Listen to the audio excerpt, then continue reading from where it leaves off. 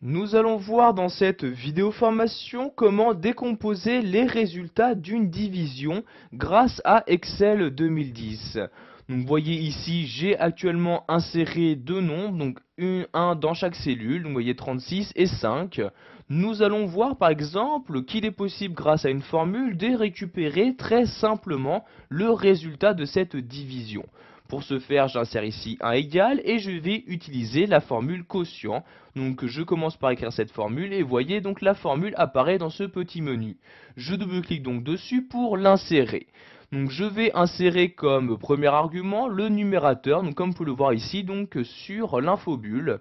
Donc je clique ici sur cette cellule-ci pour l'utiliser en tant que numérateur. Ensuite j'insère un point virgule et maintenant je vais préciser à Excel quel est le dénominateur. Donc ici il s'agit de ce nombre là. Je clique donc sur la cellule correspondante, puis je ferme maintenant la parenthèse et j'appuie sur la touche entrée de mon clavier.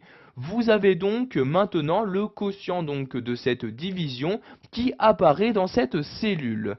Si vous souhaitez afficher dans une autre cellule le reste qu'il y a, donc vous allez également pouvoir utiliser une formule.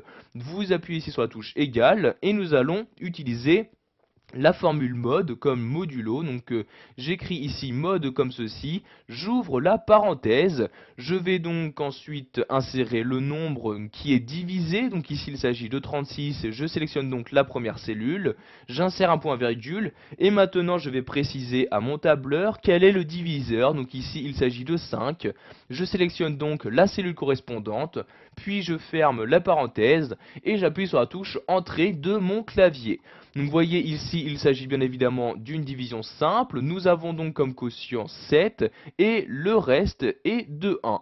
Donc l'avantage d'utiliser les formules est que maintenant vous pouvez à tout moment changer les données. Cela mettra automatiquement à jour le quotient et le reste de votre division.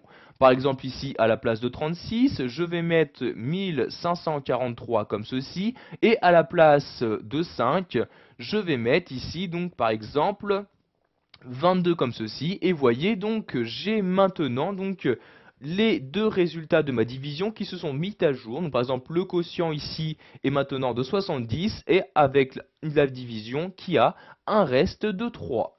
Voilà, vous avez maintenant la possibilité de décomposer les résultats d'une division dans votre tableur Excel 2010.